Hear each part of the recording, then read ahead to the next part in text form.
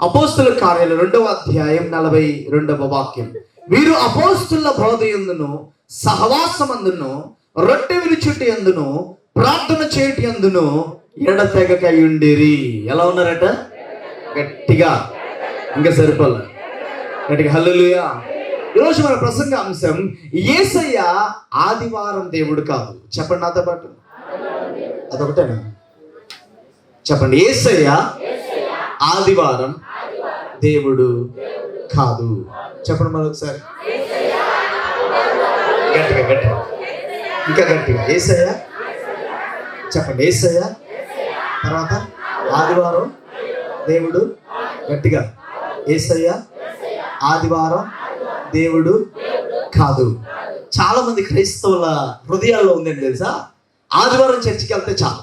ఆదివారం, గట్టిగా గట్టిగా, ఆదివారం గట్టిగా, ఆదివారం ఆదివారం చర్చికి వెళ్తే చాలు. ఆదివారం చర్చికి వెళ్తే చాలు.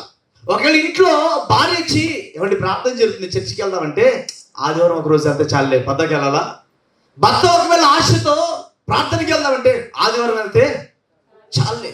సంఘము ప్రారంభించబడినప్పుడు అపోస్తుల కార్యాలు 2వ అధ్యాయం నుంచి సంఘం ప్రారంభమైంది. 3వ అధ్యాయంలో మనం చూస్తే, ఈ 2వ అధ్యాయంలోనే మనం చూస్తే సంఘం ఎప్పుడైతే ఎక్కడైతే పుట్టిందో అక్కడ వాళ్ళు ప్రారంభించిన విధానం ఏంటి తెలుసా? ఆదివారం మాత్రమే వాళ్ళు కూడుకోవాలి. వాళ్ళంట 4 విషయాల్లో ఎడతెగకున్నారంట. ఎలా ఉన్నారంట? గట్టిగా, ఎలాగా? 42వ వాక్యం నేను చదువుతాను. వీరు అపోస్తుల బోధయందును సహవాసమందును రొట్టె విరుచుటి అందును ప్రార్థన చేయటి అందును ఎడతెగకయుండిరి. ఎలా ఉన్నారట? గట్టిగా, ఎలా ఉన్నారు? ఎలా ఉన్నారు? ఎడతెగకున్నారట. చూడండి, గమనించండి. ఈ చెప్పబడిన వాక్యంలో ఈ సంఘం ప్రారంభించబడినప్పుడు మేడగదిలో పరిశుద్ధాత్ముడు దిగొచ్చాక, సంఘం ప్రారంభమైనాక, సంఘం యొక్క పుట్టినరోజు జరిగాక వారు ఎలా ప్రారంభించారు తెలుసా? మొదటిగా అపోస్తుల బోధ చేతి కట్టబడిందంట. ఎలా అంట? గట్టిగా గట్టిగా గట్టిగా, అపోస్తుల బోధ. తర్వాత సహవాసం విషయంలో, అంటే సంఘమంతా ఒక చోట కూడుకొని సహవాసం చేసే విషయంలో. తర్వాత 3వది రొట్టె విరుచుటి విషయంలో. ఎలా అంట? గట్టిగా గట్టిగా, రొట్టె విరుచుటి విషయం. 4వది ప్రార్థన చేయటి యందును వారు ఎలా ఉన్నారట? గట్టిగా. ఎడతెగకంటే, ఎడతెగకంటే, ఎడతెగకంటే విసుకోకుండా ఎప్పుడు, ఎల్లప్పుడు వాళ్ళు ఎప్పుడు కూడా ఎడతెగకున్నారంట. అంటే వాళ్ళు ఒక సోమవారం వాళ్ళకి సెలవు దొరికితే వాళ్ళు ఎక్కడికి వచ్చేసే వాళ్ళట? గట్టిగా గట్టిగా, సరిపోలేదండి.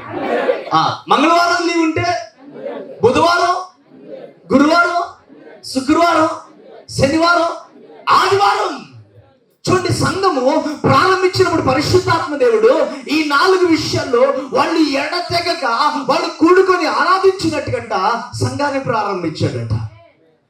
కానీ రోజులు గడిచేకొందుకు కొన్ని సంఘాలు ఏమైపోయినంటే ఆదివారం మాత్రం తలుపులు తీయడం.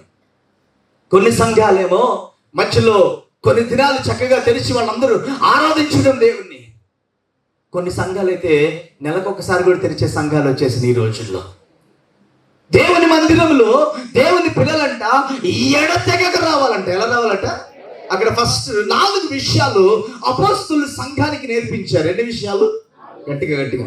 ఎలా? 1 బోధయందు. వాళ్ళంట దేవుని వాక్యం వినే విషయంలో, అపోస్తులు చేస్తున్న బోధంట వినే విషయంలో వాళ్ళంట ఎప్పుడు విందామా, ఎప్పుడైనా నేర్చుకుందామా, ఎప్పుడు దేవుని గురించి తెలుసుకుందామా అని వాళ్ళంట ఎడతెగకున్నారంట. ఎలా ఉన్నారు? గట్టిగా. ఎలా ఉన్నారు? ఏ విషయంలో? గట్టిగా గట్టిగా. నేను లాస్ట్ ప్రసంగం వేసేప్పుడు 4 విషయాలు అడుగుతా. ఫస్ట్ది బోధ విషయంలో. ఏ విషయంలో? గట్టిగా గట్టిగా. ఎలా ఉన్నారు? ఎడతెగకున్నారు. వాళ్ళకి ఆ దేవుని వాక్యం వింటుంటే చాలా కొత్తగా, చాలా సంతోషంగా, చాలా ఆనందంగా వాళ్ళు ఒక గొప్ప సంతోషాన్ని అనుభవిస్తూ ఉన్నారు. వాళ్ళకి అనిపించింది ఈ బోధ మేము ఎడతెగక వినాలి. ఎలా వినాలి? గట్టిగా, ఎడతెగక వినాలి. అపోస్తులు సంఘాన్ని కట్టినప్పుడు ఈ 4 పిల్లర్ల మీద కట్టారు సంఘాన్ని. ఎన్ని పిల్లర్లు? 4 పిల్లర్లు. మొదటి పిల్లర్ బోధ యందు కట్టారు. కొన్ని సంఘాల్లో చూస్తూ ఉంటాం, వాక్యం 10 నిమిషాలు 20 నిమిషాలు చెప్పేసేసి పాటలు మాత్రం 30 పాటలు పాడతారు. ఎన్ని పాటలు చెప్పండి గట్టిగా? అది కూడా తప్పే దేవుని దృష్టిలో. పాటలకి ఎంత సమయం ఇస్తామో వాక్యానికి కూడా అంతే సమయం, లేకపోతే వాక్యానికి ఒక అరగంట కూడా ఎక్కువ.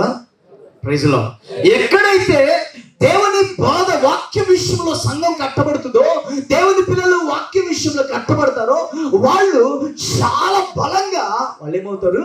కట్టబడతారు. మనకు కూడా ఈ 4 పిల్లర్లు ఉండాలి. ఎన్ని పిల్లర్లు చెప్పండి గట్టి? ఎన్ని పిల్లర్లు? మొదటిది బోధతో, దేవుని వాక్యంతో మనం కట్టబడుతూ ఉండాలి. ప్రైజ్లో ఎప్పుడు వాక్యం వినడానికి ఏం చేయాలి? హలో, ఏం చేయాలి? ఇంతకుముందు కాలంలో అంటే ఫోన్లు, చిన్న చిన్న ఫోన్లు అయ్యి ఉంటాయి. ఇప్పుడు మంచి పెద్ద పెద్ద ఫోన్లు వచ్చేసినాయి. చక్కగా వాక్యం పెట్టుకుని ఏం చేయొచ్చు మనం? గట్టిగా చెప్పండి, గట్టిగా చెప్పండి, గట్టిగా. ఈవెన్ మన ఛానల్లో కూడా, మన యూట్యూబ్ ఛానల్లో కూడా చాలా వాక్యాలు ఉన్నాయి. పెట్టుకొని వినాలంటే ఎన్నైనా మనం ఏం చేయొచ్చు?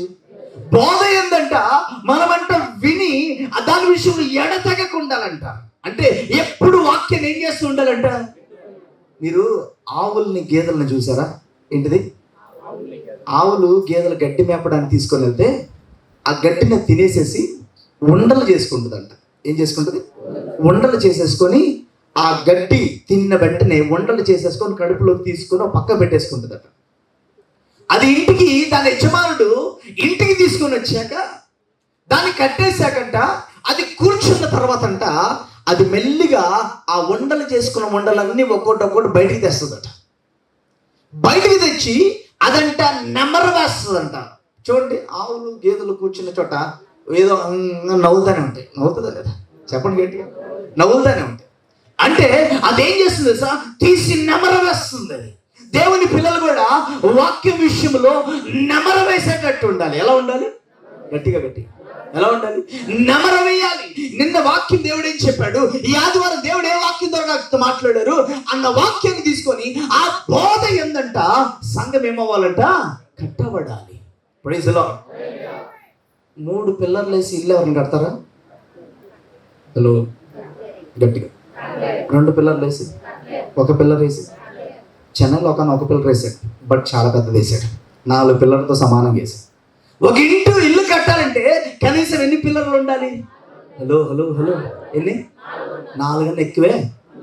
ఒకవేళ మీలాంటి టాలెంటెడ్ ఎవరుంటే 3 కూడా వేసి కట్టేస్తారు, నాకు తెలుసు ఆ విషయం. కానీ కనీసం 4 పక్కల గట్టిగా దేవుడు భూమికి కూడా 4 పిల్లర్లు వేసాడు. ఏంటి తెలుసా? తూర్పు, పడమర, ఉత్తరం, దక్షిణ 4 పిల్లర్లు వేసాడు. పిల్లర్లు వేసి భూమిని నిలబెట్టాడు దేవుడు. ఇలాగే ఇక్కడ కూడా అపోస్తలులు ఈ సంఘాన్ని ప్రారంభించినప్పుడు, సంఘము పుట్టినరోజు జరిగినప్పుడు దేవుడు కూడా 4 విషయాలతో కట్టాడు. ఒకటి బోధతో కట్టాడు. ఏంటిది? అంటే వాక్యముతో. చెప్పండి, దేంతో కట్టాడు? వాక్యం లేకపోతే మనం ఎవరైనా సంతోషంగా ఉండగలమా? గట్టిగా. మన మార్గాలు తిన్నగా అవుతాయా? మన వంకర బుద్ధి సరైద్దా? గరుకుగా ఉన్నది చదునైందా? చెప్పండి గట్టిగా. అవదు. బోధ దేవుని వాక్యాన్ని బట్టే అనేక రకాలుగా మన మనస్సు మారుతుంది, ఆలోచనలు మారుతాయి, తలపులు మారుతుంది, హృదయం మారుతుంది. పాపం విడిచిపెడతాం, దేవునికి అయిష్టమైన విడిచిపెడతాం. వాక్యమే మనల్ని నిలబెడుతుంది. ఒక చోట రాయబడింది, నీ వాక్యమే నన్ను బ్రతికించెను. ఏం చేస్తుందంట? గట్టిగా బ్రతికించిందంట. ఏం చేసిందంట? బ్రతికించిందంట. వాక్యమే బ్రతికిస్తుంది. నాకు ఒకసారి ఈ ఇక్కడ ఒక క్లినిక్కి వెళ్తే ఇదంతా చిగురు కోసేసారు డాక్టర్. ఇంజక్షన్ చేసి, దవడలో ఇంజక్షన్ చేసి అక్కడ కుళ్ళిపోయిందంతా కోసి ముక్కలు తీసి నా ముందే పెడతారు ముక్కలన్నీ. ఆయన అన్నాడు, 7 గంటలకు అది కట్ చేస్తే 10 గంటలకు మీ మొత్తం వదిలిపోతే తట్టుకోలేదండి. సరే అని చెప్పి నేను వెళ్ళిపోయి పడుకున్నాను. కరెక్ట్ 10 గంటలకి మొత్తం వదిలిపోయింది. ఒక భయంకరమైన నొప్పి. అప్పుడు నాకు వాక్యం గుర్తొచ్చింది, నిన్ను స్వస్థపరిచే యెహోవా అని. గట్టిగా గట్టిగా గట్టిగా గట్టిగా. ఆయన పొందిన దెబ్బల చేత నీకు గట్టిగా గట్టిగా ఆ వాక్యం గుర్తొచ్చి నా చెయ్యి ఇలాగే పెట్టుకొని, యేసు క్రీస్తు నామములో నీ వాక్యాన్ని, నీ బోధని ప్రభా, నీ వాక్యాన్ని ఇప్పుడు ఎత్తి పలుకుతున్నాను, నిన్ను స్వస్థపరిచి యెహోవా అని నేనే అన్న మాట ప్రకారం, ఇదిగో ఆయన పొందిన దెబ్బల చేత స్వస్థత అన్న మాట ప్రకారం యేసు నామమున నాకు స్వస్థత కలుగును గాక. అనగానే తప్పని పోయిందండి నొప్పంతా. చెప్పలు కొద్ది మహిమ. వాక్యం స్వస్థపరిచిందా? నా నోటి మాట స్వస్థపరిచిందా? గట్టిగా గట్టిగా గట్టిగా గట్టిగా. వాక్యం స్వస్థపరిచింది. వాక్యం అద్భుతాలు చేస్తుంది. వాక్యమే జీవితాలను మారుస్తుంది. వాక్యమే మనిషిని బ్రతికిస్తుంది. తప్పనిలా చేస్తుంది వాక్యం. Praise the lord. ఒక ఊర్లో ఒక అమ్మాయి ఇంట్లో భర్తతో బాధపడుతూ చచ్చిపోవాలని డిసైడ్ అయిపోయి ఆ రాత్రికి సూసైడ్ అటెంప్ట్ చేసుకుందామని ప్లాన్ చేసుకొని అన్ని రెడీ చేసుకుంది. ఇంట్లో ఎవరికి తెలియదు. అనుకోకుండా ఆ ఊర్లో ఒక సువార్త ఉజ్జీవ సభలు జరుగుతున్నాయి. మైకులు చాలా పెద్ద పెద్దగా పెట్టారు, హార్న్లు పెట్టారు. మైక్ శబ్దం ద్వారా ఆ ఊరంతా దేవుని వాక్యం వినబడుతుంది. పాటలు పాడుతున్నారు, అంతా జరుగుతుంది. ఈ అమ్మాయికి దేవుడు తెలీదు, మందిరానికి వెళ్ళాలని తెలీదు, ఏమీ తెలీదు. కానీ ఆమె ఇంట్లో అంతా రెడీ చేసుకుంది. పిల్లలు ఇక పడుకోబెట్టి, భర్తను పడుకోబెట్టి చచ్చిపోదాం అని డిసైడ్ అయిపోయింది. ఆత్మహత్య చేసుకుందని పాయిజన్ తెచ్చుకుంది, అంతా పెట్టుకుంది, ఇంట్లో పెట్టుకుంటే కొంతసేపు తర్వాత ఇంక పిల్లలు పడుకుంటున్నారు, భర్త పడుకునే టైంకి వాక్యం స్టార్ట్ అయింది. వాక్యం స్టార్ట్ అయిన వెంటనే ఆ దైవజనుడిని పరిశుద్ధాత్మ దేవుడు వాడుకొని బలంగా మాట్లాడుతున్నాడు. దేవుని వాక్యం అనేక మంది చెవుల్లోకి వెళ్ళి వినబడుతుంది. అనుకోకుండా ఈమె చెవులో కూడా ఆ వాక్యం వినబడింది. వేదన పడుతున్నావా? కృంగిపోతున్నావా? అప్పుడు కూడా ఏమనిపించలేదు. కానీ మూడో మాట వినబడింది మైక్లోంచి, చచ్చిపోదాం అనుకుంటున్నావా? ఎందుకు చచ్చిపోదాం అనుకుంటున్నావు? నీ దేవుడు బ్రతికిలేడా? నీ దేవుడు చచ్చిపోయాడా? ఇదిగో నిన్ను జీవింపజేసే దేవుడు, నీ సమస్యలు తీర్చే దేవుడు, నీ కన్నీరు తీసేసే దేవుడు ఇప్పటికీ సజీవంగా ఉన్నాడు. ఆయన ప్రభువైన యేసుక్రీస్తు. ఆయన నీ జీవితంలో అద్భుతాలు చేయబోతున్నాడు అనగానే ఆ మాట ఆమె ఎప్పుడు వాక్యం విన్నా కూడా లేదా క్రిస్టియన్స్ చెప్పుకుంటాను అన్న ఆ రోజు మాట వెళ్ళి అమ్మాయిని బ్రతికించింది. హల్లెలూయా. ఆ మాట వెళ్ళినప్పుడైతే చెవులు పడిందో ఆమె చచ్చిపోదామని డిసైడ్ అయిపోయి ఆ పాయిజన్ బాటిల్ అన్ని రెడీ చేసుకున్న ఆమె అనిపిస్తుందంట ఆమె హృదయంలో, ఇదిగో దేవుడు ఉన్నాడట, ఆయన నన్ను బ్రతికిస్తాడట, ఆయన అద్భుతాలు చేస్తాడట, నా జీవితాన్ని మారుస్తాడట, నా సమస్యలు తీరుస్తాడట, నేను చచ్చిపోను. హల్లెలూయా. ఆ రోజు ఒక డిసిషన్ తీసుకుంది, నేను చచ్చిపోను. Praise the lord. హల్లెలూయా. నేను చచ్చిపోను. ఆ వాక్యం ఆ రోజు ఆమెని గట్టిగా చెప్పండి. బైబిల్లో వాక్యం అదే రావండి, నీ వాక్యమే నన్ను బ్రతికించెను. Praise the lord. బ్రతికిస్తుందండి దేవుని వాక్యం. దేవుని వాక్యంలో ఉన్న శక్తి మనం ఎరిగి ఉండాలి. Praise the lord. వాక్యమే గట్టిగా, వాక్యమే వాక్యమే వాక్యమే వాక్యమే. వాక్యంలో ఎంత శక్తి ఉందో దేవుళ్ళు అంత శక్తి, దేవుళ్ళు ఎంత శక్తి ఉందో వాక్యంలో. గట్టిగా గట్టిగా. వాక్యాన్ని మనం అంట విని అంగీకరించి పాటించగలిగితే ఆ శక్తి మనం అనుభవించగలం. Praise the lord. వాక్యం విని వదిలేసేయడం కాదు, వాక్యాన్ని వినంట దాని ప్రకారం ఏం చేయాలంట? గట్టిగా గట్టిగా ఏం చేయాలి? ఒకసారి ఒక వాక్యం చూద్దాం. 119వ కీర్తనలోకి వెళ్దాం అందరం కూడా. ఒకసారి త్వరగా బైబిల్ తెలిసి 119వ కీర్తన, 119వ కీర్తన 50వ వాక్యం. నీ వాక్యము ఇప్పుడు చెప్పు. నీ వాక్యము నన్ను, హల్లెలూయా, నీ వాక్యము నన్ను గట్టిగా ఏమైందంట? బ్రతికించిందంట. నీ వాక్యమే నన్ను బ్రతికించింది. నేను చెప్పట్లేదు ఈ మాట, ఎవరు చెప్తున్నారు? దేవుడు అన్నాడు, కీర్తనకారుడు రాస్తాడు, నీ వాక్యమే నన్ను. ఇంకో వాక్యం చూద్దాం ఒకసారి. 119వ కీర్తన 9వ వాక్యం చూడండి. 119 9వ వాక్యం.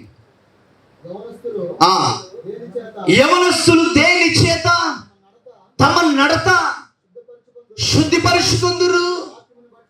నీ వాక్యమును బట్టి దాన్ని జాగ్రత్తగా చూచుకొనుట చేతనే కదా. ఇక్కడ చూడండి, యవనస్తులు దేని చేత తమ నడతలు శుద్ధి చేసుకుంటారు, వారి నడవడికని శుద్ధి చేసుకుంటారని క్వశ్చన్ మార్క్ రాస్తా కింద అంటాడు, నీ వాక్యమును బట్టి దాన్ని జాగ్రత్తగా చూచుకొనుట చేతనే కదా. ఇక్కడ యవనస్తులు ఎవరన్నా మీ నడత బాగుపడాలంటే, హలో, యవనస్తురా, మీ నడత బాగుండాలంటే, మీ జీవితం బాగుండాలంటే, లేకపోతే మీ జీవితం మంచి మార్గంలో వెళ్ళాలంటే మీరు వెతకాల్సింది ఏంటో తెలుసా? దేవుని వాక్యాన్ని వెతకాలి. Praise the lord. తీసి చదవాలి. దేవుడు ఏం మాట్లాడుతున్నాడు నాతో, దేవుడు నాకేం తెలియజేస్తున్నాడు, దేవుడు నాతో ఏం మాట్లాడబోతున్నాడు. ఒకసారి బాగా హై టెన్షన్లో ఉండి, సరే కొంచెంసేపు బైబిల్ చదువుకున్న కొంచెం టెన్షన్ తగ్గిద్దని తీసి బైబిల్ చదువుతున్నా. చాలా హై టెన్షన్, బాగా డిస్టర్బెన్స్ జరుగుతుంటే నేను ఒక వాక్యం, దేవుడు నాకు ఇచ్చిన ఒక వాగ్దానాన్ని నేను తీసి దాని మీద చేపెట్టి ప్రార్థన చేశాను. ప్రభా, నీ వాక్యంతో నువ్వు నాతో మాట్లాడావు కదా, నేను సమాధానం ఇస్తున్నాను అన్నాను కదా, ఏంటి ప్రభా అని ప్రార్థన చేసుకొని, చిన్న ప్రార్థన చేసుకొని బైబిల్ మూసేశాను. బైబిల్ మూసేస్తే నేను ఒకసారి ఆ వాక్యం చదువుదాం. ఒకసారి 122వ కీర్తన 122వ కీర్తన 7-8 చదవండి. 7-8-9. నీ ప్రాకారములో, ఇది మన మందిరానికి దేవుడిచ్చిన వాగ్దానం. ఇది మన మందిరానికి దేవుడిచ్చిన వాగ్దానం. చూడండి, నీ ప్రాకారంలో నెమ్మది కలుగును గాక, నీ నగరులలో క్షేమముండును గాక, నా సహోదరుల నిమిత్తము, నా సహవాసుల నిమిత్తము క్షేమము కలుగును గాక అని నేను అందును. మన దేవుడైన యెహోవా మందిరము నిమిత్తము నీకు మేలు చేయ ప్రయత్నించదను. హల్లెలూయా, ప్రైజ్ లార్డ్, హల్లెలూయా. వాక్యం ఒక్కటి చాలు, అదే మనకు ఆధారం, అదే మన బ్రతికిస్తుంది, అదే అన్ని విషయాల్లో దేవుని సహాయంగా మనకేం చేస్తుంది. మన కష్టాల్లో కూడా మన చేతిలో ఒక దుడ్డి కర్రలాగా, దండము వలె, ఒక టార్చ్ లైట్ లాగా మనకి తోడుగుండేది దేవుని వాక్యం. Praise lord. ఈ సంవత్సరం దేవుడు ఒక వాగ్దానం చేశాడు, బట్ ఇట్స్ అ వర్డ్. అది దేవుని వాక్యం, అది ఒక వాక్యం. ఏంటి అక్కడ? యెహోవా మీకు నేడు కలుగజేయ రక్షణ మీరు ఊరక నిలుచుండి, గట్టిగా ఊరక నిలుచుండి చూడుడి, మీరు నేడు చూచిన ఐగుప్తీయులను మరి ఎన్నడు. ఆ వాక్యాన్ని వాగ్దానం ఇచ్చాడు. చాలా వాక్యం ఉన్న బైబిల్లో, బట్ దాంట్లో ఒక సెలెక్టెడ్ పార్ట్ ని దేవుడు తీసుకొని మనకి వాగ్దానం చేశాడు. ఇప్పుడు మనకి ఏదన్నా ఈ సంవత్సరంలో ఏ ప్రాబ్లం వచ్చినా, అంటే వాగ్దానం ఇస్తే కష్టాలు రావని కాదు, వాగ్దానం ఇస్తే ఐగుప్తీయులు వెనకాల రారని కాదు, వాగ్దానం చేస్తే ఐగుప్తీయులు వెనకాల తరవరని కాదు, అన్ని జరిగితే అక్కడ ఆ వాగ్దానం ఎత్తి మనం దేవుడిని అడిగితే దేవుడు వచ్చి మనకి సహాయంగా నిలబడతాడు. Praise the lord. వాక్యం చూడండి, అపోస్తులంట వారు దేవుని బోధతో, వాక్యముతో వారు కట్టుబడి ఎడతెగక వాక్యాన్ని విన్నారట. ఏంటంట? గట్టిగా పక్కన వాళ్ళు చేయించి చెప్పండి, ఎడతెగకని చెప్పండి గట్టిగా, ఎడతెగక. ఆదివారం ఒక్కరోజేనా? హలో, ఆదివారం ఒకరోజేనా? యేసయ్య ఆదివారం దేవుడా? హలో, ఒకవేళ మీ ఇంట్లో ఎవరన్నా ఆదివారం మాత్రం చర్చికి వెళ్తే చాలా అన్నారు అనుకోండి, యేసునామములో సాతాను పో అని. ఏంటి? యేసునామములో ఆదివారం మాత్రమే చర్చికి వెళ్తాం, మిగతాప్పుడు ఎందుకు చర్చికి అన్నానుకో, యేసునామములో సాతాను పో అనండి. పద్దాక వాడమాకండి, అలాంటి టైంలోనే వాడండి. అది సాతానే మన చేత అలా, మన దగ్గర అలా మాట్లాడిస్తుంది. సాతానే వాడే అంటాడు, నువ్వు ఆదివారం ఒక్కరోజు అంత చాలు చర్చికి. మిమ్మల్ని క్వశ్చన్ అడుగుతాను, ఒక్క ఆదివారం మాత్రమే మీరు భోజనం చేయండి. సోమవారం చేయొద్దు, మంగళవారం చేయొద్దు, బుధవారం చేయొద్దు, గురువారం చేయొద్దు, శుక్రవారం చేయొద్దు, శనివారం చేయొద్దు. మీ పరిస్థితి ఏంటో చెప్పండి. హలో హలో, ఆదివారం ఒక్కరోజు భోజనం చేయండి, సోమవారం శనివారం వరకు ఎవరు భోజనం చేయొద్దు. ఆడవాళ్ళు కూడా వండమాట మీ ఇంట్లో. ఒక్క వారం ప్లీజ్, ఈ ఒక్క వారం చేయండి. ఏంటి పరిస్థితి? పైకి వెళ్ళిపోతారా? వెళ్ళిపోతారు, కరెక్టే, అది నిజమే, వెళ్ళిపోతారు. మరి అలాంటప్పుడు ఒక్కరోజు వచ్చి ఆదివారం వాక్యం వినిపోతే మీరు బ్రతికిపోతారా? రోజు వాక్యం వినాలి.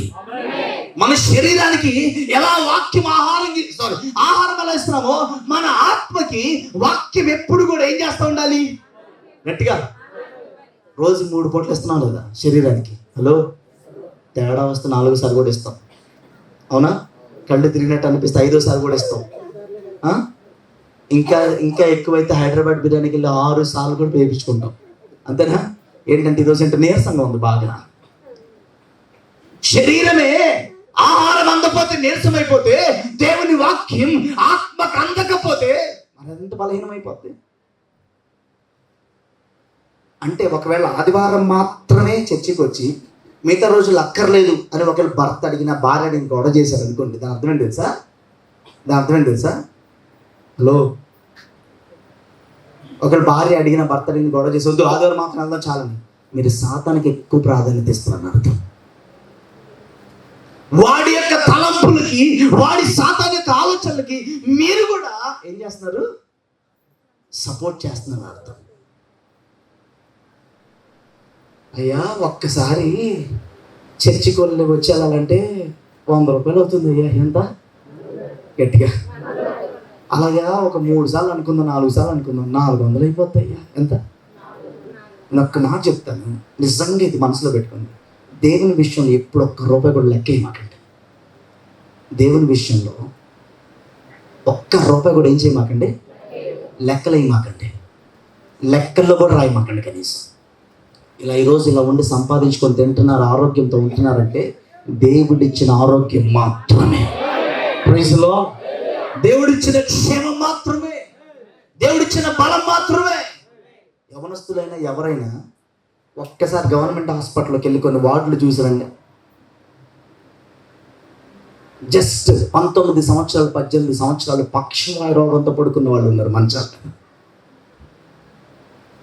కొన్ని వార్డులకి వెళ్ళి చూడండి, కాలిపోయి శరీరాలు కాలిపోయి మొత్తం గుజ్జు అయిపోయి రక్తం చీము కారుతూ పడుకున్న వాళ్ళు చాలా మంది ఉన్నారు హాస్పిటల్లో.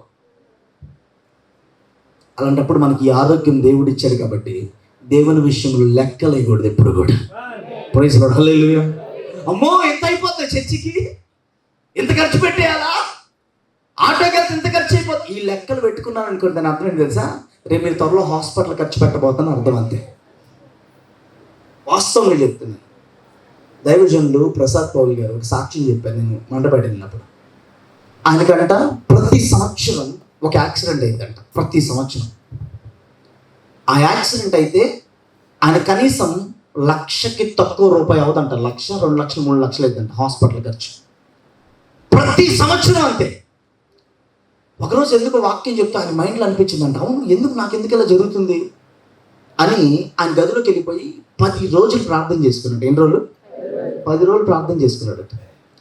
ప్రభువా ఎందుకు నాకు ఇలా జరుగుతుంది నాకు తెలియదు, కానీ నేను ఒక తీర్మానం చేసుకుంటున్నాను ఈరోజు, వచ్చే సంవత్సరం నా హాస్పిటల్కి అయ్యే ఖర్చు కనీసం 1,00,000 అనుకుందాం, నేను దేవుని పరిచయం తీసి ఇచ్చేస్తాను, నెక్స్ట్ నాకు అది జరగకూడదు అని ఒక తీర్మానం చేసుకొని ఆయన ప్రార్థన చేసుకొని ఆయన అకౌంట్లో ఉన్న 1,00,000 రూపాయలు తీసి మందిరంలో కానుక పెట్టి వేసేసారట. ప్రభా నీకు ఇచ్చేసాను, అద్భుతం చేయి, ఈ యాక్సిడెంట్ రోజు ఆపేసాను నాకని. దేవుడు చేసిన అద్భుతాన్ని ఆయన లైవ్గా చెప్పిన సాక్షి చెప్తాను, యూట్యూబ్లో కూడా మీరు చూడొచ్చు కావాలంటే. వెంటనే ఆయన తీర్మానం చేసుకొని బయటికి 10 రోజుల తర్వాత ప్రార్థన చేసుకొని ఆటంకాలన్నింటిని బంధించి ప్రార్థన చేసుకొని బయటకు వచ్చారు. డబ్బులు ఇచ్చి కాదు దాంట్లో, నేను ప్రార్థన కూడా చేశాను. ఆయన చేసి బయటకు వచ్చారు. వచ్చిన తర్వాత ఆయన చెప్తున్న సాక్ష్యం, ఆ సంవత్సరం నుంచి ఈ సంవత్సరం వరకు ఒక్క యాక్సిడెంట్ చిన్న ఏవో జరుగుతాయి కానీ ఆయన శరీరానికి కానీ మళ్ళీ హాస్పిటల్కి వెళ్ళి పడుకునే స్థితి కానీ లక్షలు ఖర్చు పెట్టే స్థితి రానివ్వలేదంట దేవుడు. Praise lord. Praise lord. చూడండి, గమనించండి, దేవుని పిల్లలు దేవుని వాక్యం విషయంలో, బోధ విషయంలో ఎడతెగకుంటే మన ఇంట్లో జరుగుతున్న లోటుపాట్లు ఏం జరుగుతున్నాయో వాక్యంలో నుంచే మనకు అర్థమవుతాయి. వాక్యం నుంచే. ఆ వాక్యం మిమ్మల్ని సరిచేస్తుంది, ఆ వాక్యం మిమ్మల్ని బ్రతికిస్తుంది, ఆ వాక్యమే దారి చూపిస్తుంది. ఈ సత్యం తెలుసుకున్న అపోస్తలులు పరిశుద్ధాత్మ చేత నడిపించబడి వాళ్ళంట వాక్యం విషయంలో ఎడతెగకున్నారట. ఏ విషయంలో? గట్టిగా గట్టిగా గట్టిగా గట్టిగా గట్టిగా. ఎప్పుడు కూడా నిన్న మాట చెప్తా, భార్య భర్తతో కానీ, భర్త భార్యతో కానీ, భర్త భార్య పిల్లలతో కానీ ఆదివారం ఒక్కరోజు చర్చికి వెళ్తే చాలని నోటుతో ఎప్పుడు అనమాకండి. అన్నారా సాతానిక కుటుంబంలో పనిచేయడం ప్రారంభిస్తాడు. అది వాడి ఆలోచన. అది వాడి ఆలోచన. మీ ఇంట్లో ఎప్పుడైతే మీరు మాట్లాడతారో అప్పుడు వాడు అనుకుంటాడు, నాకు సంబంధించిన మాట వీళ్ళ ఇంట్లో నుంచి వచ్చింది, సో వెళ్దాం పదని ఇంట్లో. కానీ వాడు వచ్చి నీ ఇంట్లో ప్రభుత్వం చేయడం ప్రారంభిస్తాడు. సాతాను ఆలోచనలు, సాతాను తలంపులు ఎప్పుడు మన జీవితంలో కానీ మన ఇంట్లో కానీ రాకూడదు. వచ్చిందా వాడికి అటాక్ చేయడం ప్రారంభిస్తాడు. ఎందుకు తెలుసా? నువ్వు వాడికి సంబంధించిన మాటలు మాట్లాడుతున్నావు కాబట్టి. రెండు మాటలకు వెళ్దాం. వీరు అపోస్తుల బోధ యందును, రెండోది సహవాసమందును. ఎలా అంట? రెండో పిల్లర్ ఏంటి? గట్టిగా సహవాసం అంటే, సహవాసం అంటే హలో, ఇలా సంఘముగా ఇలా కూర్చోడానికి ఏమంటారు? గట్టిగా ఒకరికొకరు ప్రార్థన చేసుకోవడం ఏమంటారు? ఒకరి కష్టాల్లో ఒకరు నిలబడ్డాన్ని ఏమంటారు? ఒకరి కన్నీరుని ఒకరు పంచుకొని ప్రార్థన చేయడాన్ని ఏమంటారు? గట్టిగా ఏమంటారు? సహవాసం. వారంట మొదట బోధ యందును, సంఘాన్ని కట్టబడిన మొదటి దినాల్లో సంఘాన్ని దేవుడు ఎలా కట్టాడంటే బోధతో కట్టాడు. రెండోది సహవాసంతో కట్టాడు. ఎలాగా? గట్టిగా సహవాసం. ఏమండి, పక్కన ఒక ఒంట్లో బాగలేదనుకోండి, కనీసం ఒంట్లో బాగలేదని ప్రైజ్లో ఒంట్లో బాగలేదంటే ఎలా ఉందని అడగలేదనుకోండి, అది సహవాసం అయితే? హలో చెప్పండి గట్టిగా. సహవాసం అంటే ఏంటి? ఒకరి కష్టాల్లో ఒకరు నిలబడ్డం, ఒకరి కొరకు ఒకరు ఏం చేయడం? ప్రార్థన చేసుకోవడం. ఏంటి చెప్పండి? దాన్ని సహవాసంలో ఉన్న బంధం, అది సహవాసంలో ఒక రిలేషన్. సంఘం సహవాసం అంటే అవసరానికి వచ్చేసి వెళ్ళిపోవడం కాదు, అవసరానికి సంఘాన్ని వాడుకొని వదిలేసేయడం కాదు. ఈరోజు అవసరం సంఘంతో, రేపు నాకు అవసరం లేదు అనేటిది కాదు. అపోస్తులు కట్టిన బోధ, అపోస్తులు నేర్పించిన బోధ, అపోస్తుల సహవాసం ఎలాగో తెలుసా? వాళ్ళు ప్రతి క్షణం ఎడతెగకున్నారట. వాళ్ళు అవసరానికి వాడుకోవాలి సంఘాన్ని. అవసరానికి కష్టం రాగానే ప్రభువా అని వచ్చి ఉపవాసాలు చేయలేదు. వాళ్ళు ఎడతెగకున్నారు. ఎలా ఉన్నారట? గట్టిగా ఎలా ఉన్నారు? ఎడతెగక. ఈరోజు చాలా మంది క్రైస్తవ జీవితంలో కష్టం వస్తే దేవుడు గుర్తొస్తాడు, కష్టం వస్తే సంఘం గుర్తొస్తుంది, కష్టం వస్తే మోకాళ్ళు గుర్తొస్తాయి, కష్టం వస్తే ప్రార్థన గుర్తొస్తుంది. మిగతాప్పుడు దేవుడు కూడా అక్కర్లేదు మనకి. కానీ దేవుడు కట్టిన సంఘం, అపోస్తుల చేత కట్టబడిన సంఘం, వాళ్ళు బోధ యందు కట్టబడ్డారు, సహవాసమందు ఎడతెగకున్నారట. ఎలా ఉన్నారు? చెప్పండి గట్టిగా. ఎడతెగకున్నారట. అందరూ ఒక చర్చిలోకి వచ్చేసేవాళ్ళట. యెరూషలేములో వచ్చేసి అందరూ యెరూషలేములో ఆ సంఘంలో కూడుకొని, ఆ యెరూషలేము సంఘానికి దైవజనుడు ఎవరండి? పేతురు దైవజనుడిగా ఉన్నాడు. ఆ పేతురు దైవజనుడిగా ఉన్నప్పుడు వీళ్ళు మిగతా వాళ్ళందరూ వచ్చి సహవాసంగా వాళ్ళందరూ కలిసి ఒక్కొక్క గుంపులు ప్రార్థనలు, లేకపోతే మందిరంలో ఏదైనా పని ఉంటే, ఏదైనా అవసరత ఉంటే వాళ్ళంటే ఎడతెగక చేశారంట. ఎలాగా? గట్టిగా ఎలాగా? నేను మన మందిరంలో యవనస్తుల్ని కొంచెం కొత్త వాళ్ళని బలవంతమే చేస్తాను. సాయంకాలం ఒక 8 గంటలకు రండి చర్చికి, లేదా ఆదివారం ప్రార్థన ఉందని వెళ్ళిపోమాకు ఉండండి అని కొంచెం బలవంతం చేస్తాను. ఎందుకు బలవంతం చేస్తానంటే, బయటికి వెళ్ళిపోయారనుకోండి, సంఘంతో రిలేషన్ లేకుండా, సహవాసం లేకుండా, ఆటోమేటిక్గా స్నేహితుల ద్వారా ఏదో ఒక మైండ్ పాడైపోద్ది లేదా? హలో, ఒకవేళ ఆ టైంలోకి వచ్చి ఇక్కడ చర్చిలో కూర్చున్నారు, సరే పని చేశారో చేయలేదు, లేకపోతే చేశారు అనుకుందాం, వాళ్ళ మైండ్ ఎటుంటుంది? గట్టిగా చర్చిలో అంటే ఎవరి వైపు? దేవుని వైపు ఉంటుంది. Praise the lord. హల్లెలూయా. ఎప్పుడైతే ఆ మైండ్ వస్తుందో దేవుని మీద, కొన్ని రోజుల తర్వాత వాళ్ళు బయటికి వెళ్ళమన్నా కూడా ఏం చేయరు. అందుకని ఏదో పని ఇచ్చి కూర్చోబెట్టేస్తారు చర్చిలో, కనీసం ఆ మైండ్లో ఉంటుందని. చాలామంది యవనస్తులు చెప్పిన మాటలు, కొన్ని మాటలు కొంతమంది వచ్చి వాళ్ళ దగ్గరికి వచ్చి చెప్పంట, ఫస్ట్లో మేము కూడా ఇలాగ ఎగిరంలే, మీరు కూడా ఇప్పుడు ఎగురుతున్నారులే, మీరు కూడా ఇప్పుడు ఎగరమాకండి, ఎక్కువ ఎగరమాకండి అని చెప్పారంట కొంతమంది. నేను మాట చెప్పనా, ప్రతి చర్చిలో జరిగేది. ఫస్ట్లో ఉజ్జీవంగా ఉంటారు, తర్వాత చల్లారిపోద్ది, మళ్ళీ దేవుడు ఏదో దెబ్బ కొడతాడు, మళ్ళీ తీసుకొచ్చి కూర్చోబెడతాడు, వాక్యం ద్వారా మాట్లాడతాడు, మళ్ళీ బలపరుస్తాడు. ఇవన్నీ జరిగాయి ప్రతి చర్చ. మన చర్చలో కొత్త ఏం కాదు ఇది. కాబట్టి ఒకటి గుర్తుపెట్టుకోవాలి, మన సహవాసం విషయంలో ఎడతెగక ఉంటున్నామా లేదని ఈ వాక్యంతో మనం సరిచేసి చూసుకోవాలి. యేసయ్య ఆదివారం దేవుడు కాదు, అవసరానికి వాడుకునే దేవుడు కాదు. Praise the lord. మూడోది చూద్దాం ఒకసారి. రొట్టె విరుచుట యందు. ఎలా అంట? గట్టిగా. రొట్టె విరుచుట యందు అంటే ఏంటిది? మనం రొట్టె విరుస్తున్నాం లేదా? ఏంటిది? దాన్ని ఏమంటాం మనం? గట్టిగా బలారాధన, ప్రభు బలారాధన, లేకపోతే ప్రభురాత్రి భోజనం, రకరకాలుగా పిలుస్తారు. బలారాధన దాని విషయంలో ఎడతెగక ఉండాలంటే ఎలా ఉండాలి? ఈరోజు ప్రతి ఒక్కరు గుర్తుపెట్టుకోండి, నేను చాలాసార్లు చెప్పాను చర్చిలో, మీరు ప్రభు బల్ల రోజు ప్రయాణాలు పెట్టుకోమాకండి. ఎంత ఇంపార్టెంట్ కార్యక్రమం అయినా కూడా దాన్ని ఏం చేయాలి? ఆ రోజు గట్టిగా గట్టిగా శనివారం కొల్లం ట్రైన్ ఉంది, ఆదివారం ప్రభుబాలను ఉంటే లేకపోతే ఏమైపోయిందిలే, ముందు మనం వెళ్ళిపోవాలి అర్జెంట్. కానీ ప్రభుబాలను విడిచిపెట్టి వెళ్ళమాకండి. సంఘంలో ఆయన రొట్టె విరిచే విషయంలో కూడా ఎడతెగక ఉండాలట. ఎలా ఉండాలి చెప్పండి గట్టిగా? ఎడతెగక ఉండాలట. అందుకనే ఇక్కడ దేవుడు కట్టిన సంఘంలో 4 పిల్లర్స్ వేసి కట్టాడు. ఒకటి బోధ యందు, రెండోది సహవాసమందు, మూడోది రొట్టె విరుచుట యందు. వాళ్ళు ఎడతెగకుండారట. మొదటి దినాల్లో వాళ్ళు ప్రతిరోజు ప్రభువుల్లో తీసుకునేవాళ్ళు, ప్రతి వారం తీసుకుని, ప్రతి నెల తీసుకునేవాళ్ళు, ఎప్పుడు టైం దొరికితే అప్పుడు తీసుకునేవాళ్ళు. కానీ రోజులు గడిచే కొందుకు ఏమైపోయిందంటే దాని విలువ తెలియకుండా అర్థమైపోయింది జనాలకి. ప్రతిరోజు పుట్టినరోజు చేసుకున్నారండి, విలువ ఉంటుందా? హలో, పుట్టినరోజేగా. అదే ప్రతి సంవత్సరం చేసుకుంటే పుట్టినరోజు వస్తుంది, బట్టలు కొనుక్కోవాలి, అది చేయాలి, ఇది చేయాలి, కేక్ కట్, రకరకాల ఆలోచనలు వస్తాయి. దాని మీద ఒక గౌరవం, ఒక పద్ధతి, ఒక క్రమం ఉంటుంది. అలాగా ఎప్పుడైతే ఇష్టానుసారంగా ఒక్కొక్కరు వచ్చి, తాగేవాళ్ళు వచ్చి తీసేసుకున్నారు, వ్యభిచారులు వచ్చి తీసేసుకున్నారు, ఇష్టానుసారం తీసుకుంటే దేవుని సేవకులు అనేక మంది కలిసి ఒక పద్ధతి పెట్టుకున్నారు. దీని విలువ తెలియాలంటే నెలకు ఒకసారి మనం ఇవ్వాలి, లేకపోతే వారానికి ఒకసారి ఇవ్వాలి, లేకపోతే కొన్ని రోజులు గ్యాప్ ఇచ్చిస్తే దీని విలువ అర్థమవుతుందని కొన్ని సంఘాల్లో వారానికి ఒక రోజు, కొన్ని సంఘాల్లో నెలకు ఒక రోజు ఇలా క్రమంగా పెట్టుకొని దాని క్రమాన్ని సంఘానికి నేర్పిస్తూ అలాగా ఎడతెగక వారు కూడా ఉన్నారట. రొట్టె గురించి బాప్తిజం పొందిన ఏ వ్యక్తి అయినా నువ్వు ప్రభువుల విషయంలో ఎలా ఉండాలట? గట్టిగా గట్టిగా గట్టిగా బాప్తిజం పొందుకున్న వాళ్ళందరూ చెప్పండి ఒకసారి, ఎలా ఉండాలి? ఈ నెల నేను తప్పు చేశాను, నేను తీసుకోవడానికి అర్హుడిని కాదని ఆగిపోతే వచ్చే నెల నువ్వు పశ్చాత్తాపంతో రావాలి త్వరగా. ఆ బాధ నీలో ఉండాలి, ఆ ఫీలింగ్ నీలో ఉండాలి. అయ్యో ఈ నెల నేను మంచిగా లేను, ఇష్టానుసారంగా జీవించేసి నేను తీసుకోవడానికి అర్హుడిని కాదని ఆగిపోయినా నీవు వచ్చే నెల కల్లా నిన్ను నువ్వు సిద్ధపరచుకోవాలి.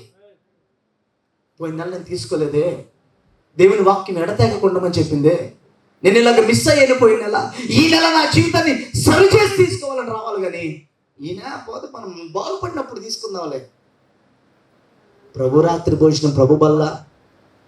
నేను మాట చెప్పనా, నువ్వు ఎంత త్వరగా తీసుకోవడానికి నువ్వు సిద్ధపడాలి, అంత త్వరగా తీసుకోవాలి. Praise the lord. రెండోది, మన ఇష్టానుసారంగా తీసుకోవడానికి దేవుడు అనుమతి ఇవ్వాల. కొంతమంది అంట ఇష్టానుసారంగా జీవితాన్ని చేసేసి వచ్చి తీసుకున్న వాళ్ళు రోగులు అయ్యారట. రెండోది ఏమయ్యారంట? నిద్రించరి అని కూడా రాయబడింది, అంటే చచ్చిపోయారట. ఎందుకంటే పద్ధతి క్రమం లేకుండా తీసుకున్నవాడు. వాళ్ళు ఎడతెగక అపోస్తులు కట్టిన సంఘములో, మొట్టమొదటి ఆదిమ సంఘములో వాళ్ళంట రొట్టె విరుచుట యందు వాళ్ళు ఎలా ఉన్నారంట? గట్టిగా గట్టిగా చెప్పాలన్నమాట. పక్కన చెయ్యి చట్టి ఇటు చెప్పండి, ఎడతెగక ఉండాలని చెప్పండి. Praise the lord, praise the lord, హల్లెలూయా. నాలుగోది చదువుదాం ఒకసారి. ప్రార్థన గట్టిగా, ప్రార్థన చేయుట యందును. ఏంటంట? 4వ పిల్లర్, 4వ స్తంభం. దేవుడు వాళ్ళు కట్టిన 4వ స్తంభం, వాళ్ళకి నేర్పించిన 4 అనుభవం ఏంటి తెలుసా? ప్రార్థన చేయుట యందు ఎలా ఉన్నారట?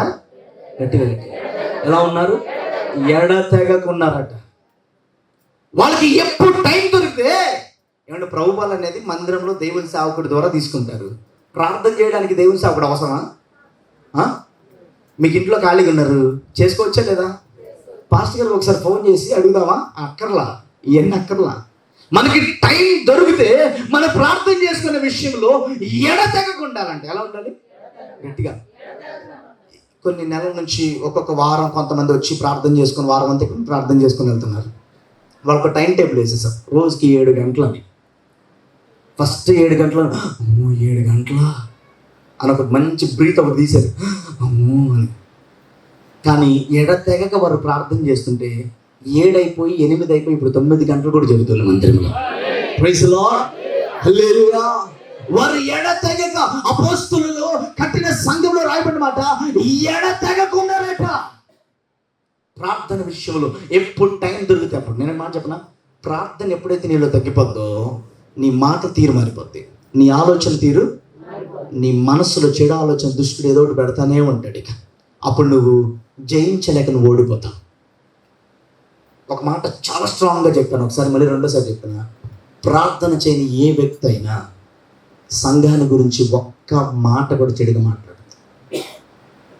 ఒకళ్ళు మాట్లాడినా అది నీకు శాపంగా నీకు తిరిగి వస్తుంది. మళ్ళీ ప్రార్థన చేస్తే అనుభవం ఏంటో నీకు అర్థమవుతుంది. సంఘంలో పరిశుద్ధాత్మ నడిపింపులు ఏంటో అర్థమవుతుంది. సంఘంలో నడిపించే కార్యక్రమాలు దేవుడు ఏంటో అర్థమవుతుంది. ప్రార్థన చేయడం నీకెలా అర్థమవుతుంది? ప్రతి దాన్ని ఎగతాళి చేస్తారు. మందిరంలో ప్రార్థన జరిగినా ఎగతాళి, మందిరంలో ఉపవాసాలు జరిగినా ఎగతాళి. ఎందుకు వస్తున్నాయంటే నీలో ప్రార్థన లేదు కాబట్టి. ప్రార్థన లేదు, దుష్టుడు వాడుకుంటూ ఉంటాడు. దీపంలో నూనె తగ్గిపోతే ఏమైపోద్ది? గట్టిగా నీలో ప్రార్థన తగ్గిపోతే కూడా నువ్వు కూడా ఆత్మలో ఆరిపోతావు కాబట్టి చెడే బయటకు వస్తుంది. నీలోంచి చెడు మాటలే బయటకు వస్తాయి. మొబైల్లో ఛార్జింగ్ లేదు, ఏమైపోద్ది? స్విచ్ ఆఫ్ అయిపోద్ది. ప్రార్థన కూడా రోజు రోజు తగ్గిపోతుందంటే దాని అర్థం నువ్వు ఆత్మీయ జీవితంలో స్విచ్ ఆఫ్ అయిపోతున్నావు అని అర్థం. ప్రైజ్ ది లార్డ్, హల్లెలూయా. వాళ్ళు ప్రార్థన విషయంలో ఎడతెగకున్నారట. ఎలా ఉన్నారు? నేను మాట చెప్పనా, చర్చిలోకి వచ్చి ప్రార్థన చేస్తేనే దేవుడు ఏంటాడా? ఇంట్లో ఉండి చేస్తే ఎండా? ఆ క్వశ్చన్ ఎవరికైనా ఉంటే నేను ఆన్సర్ చెప్తాను. కొన్నిసార్లు దేవుని చిత్తం నువ్వు మందిరంలోకి వచ్చి కూర్చొని ప్రార్థన చేయాలి. కొన్నిసార్లు దేవుని చిత్తం నువ్వు ఇంట్లో ఉండి ప్రార్థన చేయాలి. కొన్నిసార్లు దేవుడు నిర్ణయిస్తాడు ఉపవాస ప్రార్థనలని. ఆ టైంలో నేను ఇంట్లో కూర్చొని ప్రార్థన చేస్తే దేవుడు పోడు. దేవుని చిత్తాన్ని నువ్వు జరిగించాలి అప్పుడు. Praise the lord. హన్నాకి గర్భఫలం లేకపోతే డాక్టర్ల చుట్టూ తిరిగినామే, అన్ని చోట్ల తిరిగినామే. ఎక్కడికి వెళ్ళి ప్రార్థన చేసింది? గట్టిగా. అపోస్తలులు సంఘాన్ని ప్రారంభించినప్పుడు వారు ఎడతెగక ఎక్కడికి వెళ్ళి ప్రార్థన చేశారు? దేవుని మందిరంలోకి వెళ్ళి ప్రార్థన చేశారు. దేవుని మందిరం, దేవుని చిత్తానుసార ప్రార్థనలు కొన్ని జరుగుతాయి. ఆ టైంలో నువ్వు రావాలి ఇక్కడికి. కొన్నిసార్లు ప్రార్థన ఇక్కడ లేదా, ఆ టైంలో నువ్వు ఇంట్లో ఉండి ఏం చేయాలి? కానీ ఎక్కడున్నా కూడా ఎడతెగక నీ జీవితంలో ప్రార్థన జరగాలి. ఎడతెగక మీ కుటుంబంలో ప్రార్థన జరగాలి. ఎడతెగక. Praise the lord. మీరు ప్రార్థన చేసుకునేటప్పుడు మొదట నేను ఒక క్రమం చెప్తాను. చాలాసార్లు చెప్పింది ఇది, ఇప్పుడే కొత్త ఏం కాదు. ఫస్ట్ ఉదయాన్నే లెగంగానే మొదటి గంట దేవుని స్తుతించండి. ఏంటి?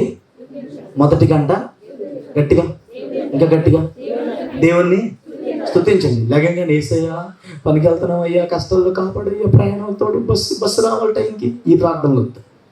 అప్పులు ఉన్నాయి ప్రభువా, నా బిడ్డలు చదువుకోవాలి, నా బిడ్డలు పెళ్ళిళ్ళు చేయి, ఇయ్యొద్దు.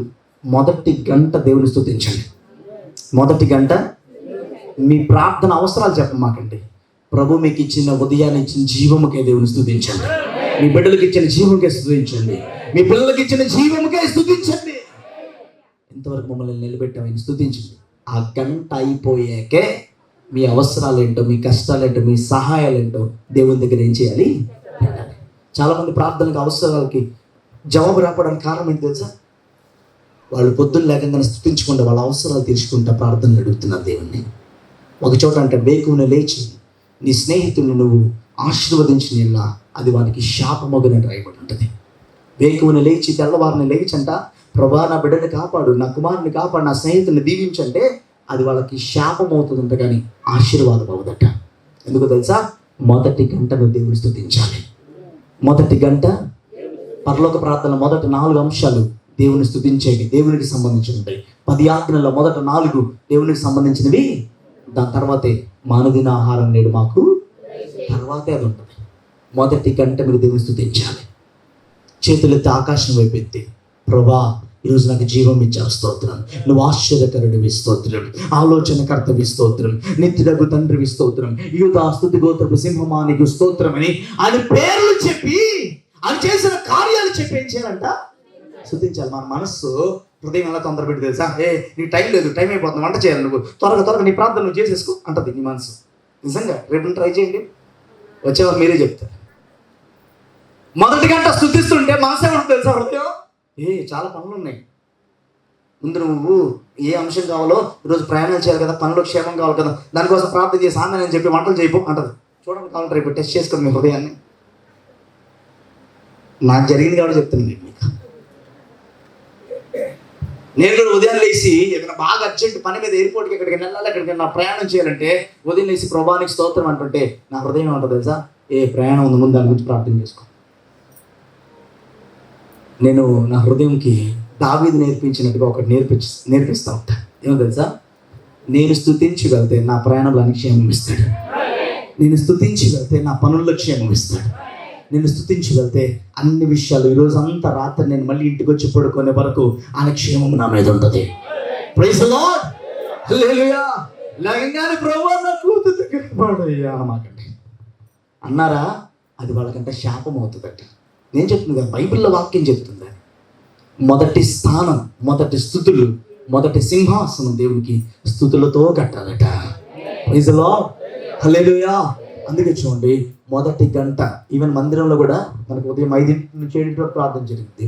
నేను మనతో చెప్పిన మాట, ఎవరు వచ్చి 5కి ఇక్కడికి వచ్చి ప్రార్థన చేసుకున్నా 5 to 7 మొదట దేవునికి స్తుతించాలి. మీరు మీ అవసరాల కోసం ప్రార్థన చేయమాకండి. అందుకే చూడండి, అపోస్తలులంట వాళ్ళు ప్రార్థన విషయంలో ఎలా ఉన్నారట? గట్టిగా ఎలా ఉన్నారు? దేవునికి దశమ భాగం ఇస్తాం కదా మన కష్టార్జితంలో. 1000 రూపాయలు దేవుడు ఇస్తాం, 100 రూపాయలు ఇస్తాం, 10,000 ఇస్తే 1000 రూపాయలు ఇస్తాం కదా. ప్రార్థనకు కూడా మనం దశమ భాగం ఇవ్వాలట. అంటే 24 గంటల్లో కనీసం ఒక 2.5-3 గంటలు ఒక రోజుకి మనం ప్రార్థన చేయాలంట. ఎన్ని గంటలు? హలో, ఎన్ని? దానియేలు ఎన్నిసార్లు ప్రార్థన చేశాడంట? ముమ్మారు చేసి, అంటే 3 సార్లు, ఉదయం, మధ్యాహ్నం, రాత్రి ముమ్మారు ప్రార్థన చేసి. ఒక విశ్వాస జీవితంలో నేను మాట చెప్పిన, మీ కుటుంబంలో నిజంగా గొప్ప మార్పులు రావాలని మీరు ఆశపడితే, మీ జీవితంలో మార్పులు రావాలి, మీ ఆర్థిక స్థితి విషయంలో మార్పులు రావాలంటే 3 గంటలు ఒక టైం పెట్టుకుని ప్రేర్ చేయండి.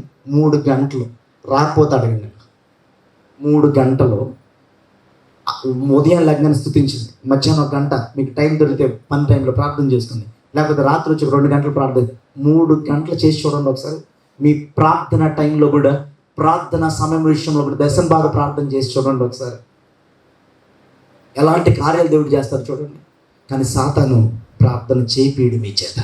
ప్రార్థన మీ ద్వారా జరగనిప్పుడు అక్కడే మీకు అర్థం అవ్వాలి, ఇది సాతాను మన మీద పోరాడుతున్నాడని. ఈరోజు వాక్యం మనం గమనిద్దామా? ఈరోజు వాక్యం, వాళ్ళు సహవాసం సంఘం విషయంలో వాళ్ళంట ఎడతెగగా ప్రార్థన విషయంలో ఎలా ఉన్నారట? 4 విషయాలు ఇక్కడ రాయబడినమాట. 1 అపోస్తలుల గట్టిగా బోధయందు, 2 సహవాసమందును, 3 రొట్టె విరుచుట యందు, 4 ప్రార్థన చేయటం యందు ఎలా ఉన్నారట? వాళ్ళు గట్టిగా ఎలా ఉన్నారట? వాక్యం వినే విషయంలో, బోధ విషయంలో. 2 అవసరానికి మాత్రమేనా? హలో, అవసరానికి మాత్రమేనా? 3 ఈరోజు అర్జెంట్గా పెళ్ళికి వెళ్ళిపోవాలి, ఆదివారం వెళ్ళిపోవాలి, అర్జెంట్ సోమవారం కల్లా అక్కడ ఉండాలి. బల్లరాదని పోతే ఏమైంది, మనకేమైంది? అవసరం ఊర్లోకి వెళ్ళి తీసుకుందాంలే. సాతాను ఎంత తెలివిగా మిమ్మల్ని తీసుకెళ్తాడు తెలుసు. కొన్నిసార్లు ఎక్కడికి వెళ్ళినా దేవుడు, ఎక్కడికి వెళ్ళినా దైవజనులు, ఎక్కడికి వెళ్ళినా సంఘమే. కానీ ఈ మధ్యలో ప్రయాణాలు జరిగిపోయి మొత్తం లాస్ట్కి ఎక్కడ అందకుండా అక్కడ అందకుండా జరుగుతుండే. అప్పుడు మరి దేవుడే ఎక్కడికి వెళ్ళినా, మరి దేవుడైనా తలూపేస్తున్నారు చూడండి, దేవుడే అంట. అందుకని 4 విషయాల్లో నిద్రపోకుండా ఎలా ఉండాలి? ఎడతెగ ఉండాలి. ఎలా ఉండాలి చెప్పండి గట్టిగా. 1 మొదటిది బోధయందు, మొదటిది హలో, ఆదివారం వాక్యం విన్నాం చాలే. యేసయ్య ఆదివారం దేవుడు కాదు. యేసయ్య ఎప్పుడు సమయం దొరికినా ప్రార్థనలో గడపడానికి ఇష్టపడాలి, ఎప్పుడు సమయం దొరికిన మందిరంలో గడపడానికి ఇష్టపడాలి. ప్రైజ్ ది లార్డ్, హల్లెలూయా. ఎక్కువ మందిరంలో గడపని వాళ్ళు ఎప్పుడు ఆదివారం అప్పుడు వచ్చి వెళ్ళే వాళ్ళకి ఎక్కువ కష్టాలు ఉంటుంటాయి. మీరు చూసుకొని కావాలంటే ఏదో ఒక డిస్టర్బెన్స్ మైండ్లో ఉంటూనే ఉంటుంది. ఎందుకంటే 6 రోజులు లోకంలో ఉంటున్నావు, ఒక్క 3 గంటల దేవుళ్ళు ఉంటున్నావు. అది నువ్వు ప్రార్థనలో మందిరంలో ఎక్కువ గడిపితే దేన్నన్నా ఎదిరించడానికి ఆయన శక్తి ఇస్తాడు. Praise the lord. అపోస్తలులకి పెద్దోళ్ళు ఛాలెంజింగ్గా నిలబడితే వాళ్ళు ప్రార్థనతో చేయించేశారట. ఏం చేశారు? సంఘానికి అనేకమైన కష్టాలు, ఆటంకాలు ఎదురవుతున్నాయి. అప్పుడు నుంచి ఇప్పుడు వరకు వస్తానే ఉన్నాయి. సంఘం దెబ్బతినడం అనేది అసలు సంఘానికి ప్రాబ్లమే కదా. ఫస్ట్ నుంచి సంఘానికి ఏదో దెబ్బ తగులుతానే ఉందా లేదా? నేను మాట చెప్పిన, సంఘం ఎంత దెబ్బ తగులుతుందో అంతగా దీవించబడతానే ఉంది సంఘం. చెప్పలు కొడితే సంఘం ఎంత కొట్టబడుతుందో అంతగా ఇంకా దీవించబడతానే ఉంది. ఒకవేళ అధికారుల చేత కొట్టబడినా దీవించబడతా ఉంది, చుట్టుపక్కల ద్వారా కట్టబడుతున్న ఇంకా జీవిస్తానే ఉంది. ఇంకా మాట చెప్పిన, సంఘములో ఉన్న వాళ్ళ ద్వారా కొట్టబడుతున్న కూడా సంఘం దీవించబడతానే ఉంటుంది. Praise lord. కానీ సంఘాన్ని తిరిగి కొట్టినోడు ఎవడు ఈరోజు వరకు చరిత్రలో బాగుపడిన చరిత్ర లేదు. వాక్యం మనం 4 విషయాల్లో మనం ఎలా ఉండాలట? గట్టిగా ఎలా ఉండాలి? మిమ్మల్ని మీరు పరీక్షించుకోండి ఒకసారి. వాక్యం టైంకి వింటున్నామా? ఒక ఆదివారం వింటున్నామా? ఒక ఆదివారం వింటున్నారంటే మీరు ఎడతెగక లేరని అర్థం. 2 సహవాసం విషయంలో, అందరు కలిసి కూర్చొని ప్రార్థన చేసుకునే విషయంలో. ఆదివారం ఒకరోజు వచ్చేసి మిగతా ఆల్నైట్ రాకుండా శుక్రవారాలు రాకుండా ఉంటే సహవాసంతో మీరు ఉన్నట్టు ఏమర్థం? అది ఒక మాట గుర్తుపెట్టుకోండి, మనం సహవాసం విషయంలో మన నోరు ఎప్పుడు కూడా ఏం చేయకూడదు, మందిరానికి వచ్చి ప్రార్థన చేసుకునే విషయంలో అదొక ఆశీర్వాదంగా అనుభవించాలి, ఆశీర్వాదంగా ఆలోచన చేయాలి. చూడండి, గమనించండి, అది ఎడతెగకుండా ఎలా ఉండాలంట? తల ఉంచుదాం, ప్రార్థన చేసుకున్నాం. రొట్టె విరిచేటి ఉంది, ప్రార్థన చేయటి ఉంది. మనం ఎడతెక్కున్నాం, ఒకసారి మనం సరి చేసి చూసుకుందాం, ప్రార్థన చేసుకుందాం.